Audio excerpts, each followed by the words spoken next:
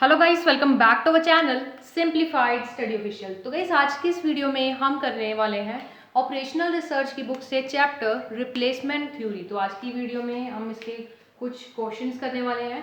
And guys मैंने काफ़ी सारे चैप्टर्स की वीडियो बना रखी है ऑपरेशनल रिसर्च की, जिसका लिंक आपको डिस्क्रिप्शन में मिल जाएगा फुल प्लेलिस्ट का।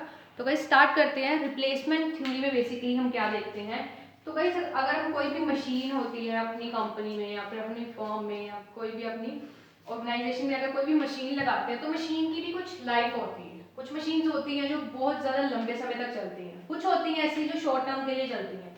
कुछ की लाइफ 15 साल तक होती है, कुछ की 5 साल तक होती है। तो 10 साल, मान लो एक मशीन की लाइफ है 10 साल, 10 ईयर्स उसकी लाइफ है, मतलब 10 साल तक वो मशीन अच्छे तरीके से चल सकती है। अब 10 साल के बाद, ठीक है, या फिर मान लो वो 8 साल के बाद ही उसको चला चला के वो खराब हो जाती है, उसको हमें क्या करना पड़ता है, रिप्लेस करना पड़ता है। ठीक है, तो रिप्लेसमेंट थ्योरी में हम ये देखने वाले हैं कि किस साल में, जैसे अब ये क्वेश्चन है हमारे पास 8 साल में गिवन है, operating cost and resale value में गिवन है मशीन की, ठीक है, परचेज प्राइस भी गिवन है। तो हमें इस क्वेश्चन में बेसिकली ये देखना होगा, या फिर रिप्लेसमेंट थ्योरी में हमें ये देखना होगा कि कब हमें एक मशीन को क्या करना है, रिप्लेस करना है, ठीक है, दूसरी मशीन के साथ। ठीक है, ये जो रिप्लेसमेंट करनी है हमने मशीनरी की, या ये इसलिए हो सकता है कि जो मशीनरी की लाइफ है वो मान लो 10 साल की थी, उसके बाद हमें रिप्लेस करना पड़ेगा, या फिर उस मशीन से काफ़ी ज़्यादा काम हुआ है, ब्रेक डाउन हो गया है। इसके अलग अलग केसेस होते हैं जो हम आने वाली वीडियोस में देखेंगे। तो सबसे पहले हम इसका एक क्वेश्चन करेंगे। इसमें हमें नंबर ऑफ ईयर्स 8 गिवन है, ऑपरेटिंग कॉस्ट हमें गिवन है एंड रीसेल वैल्यू गिवन है। तो अब हमें पता लगाना है कि हमें किस साल में मशीनरी को रिप्लेस करना है। ठीक है, तो इसका सबसे पहले अब मैं आपको बताती हूँ किस तरीके से इसे सॉल्व करना है।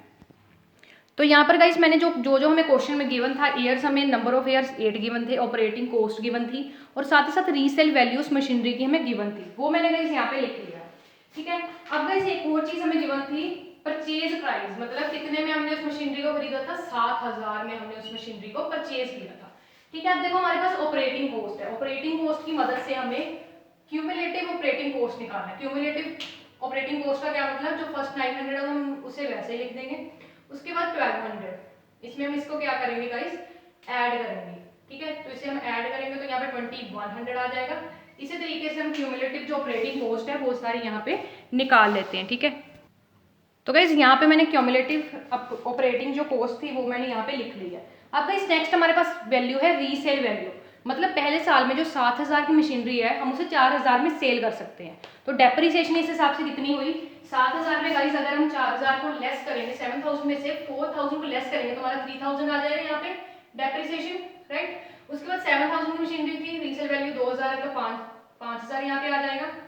ठीक है, नेक्स्ट हमारा कितना आ जाएगा यहाँ पे 5,800। ठीक है, उसके बाद हमारा 6,400 आ जाएगा। तो बिल्कुल आपको क्या करना है, इसमें से मतलब 7,000 में से 600 लेस किया, 6,400 आ गया। नेक्स्ट हमारा आ जाएगा 6,500, फिर हमारा आ जाएगा 6,600, क्योंकि 7,000 में से अगर 400 को लेस करोगे तो हमारा कितना आ जाएगा 6,600।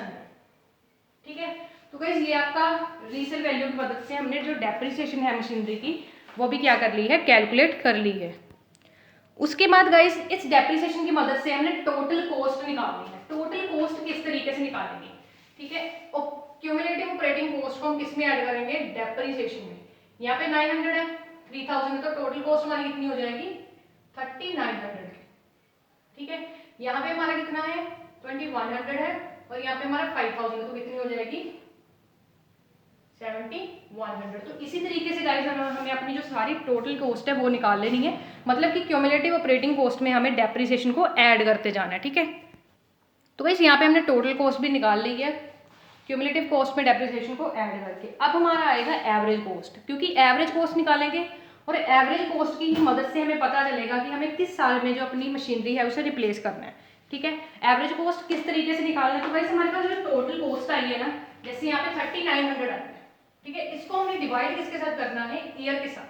मतलब टोटल कॉस्ट को हमने किसके साथ डिवाइड करना है, फर्स्ट वाले कॉलम के साथ, यानी कि ईयर के साथ। यहाँ पे 3,900 है, ईयर कौन सा 1, तो यहाँ पे हमारी एवरेज कॉस्ट कितनी आ जाएगी 3,900। यहाँ पे 7,100 है, डिवाइड करेंगे 2 के साथ तो हमारा यहाँ पे कितना आ जाएगा 35,050।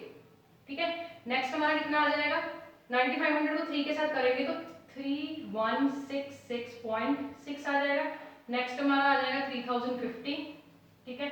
नेक्स्ट आ जाएगा 3020, फिर आ जाएगा 3150, ठीक है। फिर हमारा आ जाएगा 3371.1 एंड नेक्स्ट आ जाएगा 3687.5, ठीक है। तो ये हमारी जो एवरेज कॉस्ट है वो भी हमारे पास आ चुकी है। अब मैंने वीडियो की स्टार्ट में आपको बताया कहा था कि इस क्वेश्चन को जैसे हम सॉल्व करेंगे हमें इस क्वेश्चन का आंसर तभी आएगा, हमें पता करना होगा कि रिप्लेसमेंट जो है उस मशीनरी की किस साल में होनी चाहिए, ठीक है। अब हमने एवरेज कॉस्ट निकाली है, इस एवरेज कॉस्ट की मदद से हम पता करेंगे कि किस साल में हमें क्या करना है, मशीनरी को रिप्लेस करना है। तो गाइस जो हमारी एवरेज कॉस्ट है, एवरेज कॉस्ट में हमें सबसे मिनिमम वैल्यू देखनी है।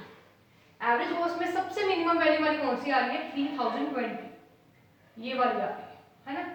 इस पे हम स्टार बना देते हैं इस तरीके से, ठीक है। तो ये हमारी 3020 हमारी क्या आ रही है, सबसे मिनिमम एवरेज कॉस्ट आ रही है। और ये किस साल में आ रही है, ध्यान से देखो। तो गाइस ये हमारी आ रही है 5th ईयर में, मतलब हमें जो मशीनरी है उसको कौन से साल में रिप्लेस करना पड़ेगा, 5th ईयर में। मतलब हमें अपनी मशीनरी को 5th ईयर में यानी कि 5वें साल हमें अपनी मशीनरी को दूसरी मशीनरी के साथ क्या करना पड़ेगा, यहाँ पे रिप्लेस करना पड़ेगा, ठीक है। तो आपका ये था क्वेश्चन फर्स्ट रिप्लेसमेंट थ्योरी का। होप्स आपको समझ आया होगा। एंड गाइस आप हमें इंस्टाग्राम पे भी फॉलो कर सकते हैं, जहाँ पे इंपॉर्टेंट क्वेश्चंस एंड नोट्स मैं पोस्ट एंड स्टोरीज के थ्रू अपलोड करती रहती हूँ, वहाँ पे आप हमें फॉलो कर सकते हैं। एंड गाइस वीडियो अच्छी लगी तो चैनल को सब्सक्राइब कर लो एंड कमेंट करके जरूर बताना वीडियो कैसी लगी। एंड ऑपरेशनल रिसर्च की फुल प्लेलिस्ट का लिंक आपको डिस्क्रिप्शन में मिल जाएगा। आज की वीडियो में इतना ही, मिलते हैं किसी और वीडियो में किसी और टॉपिक के साथ। Thanks for watching.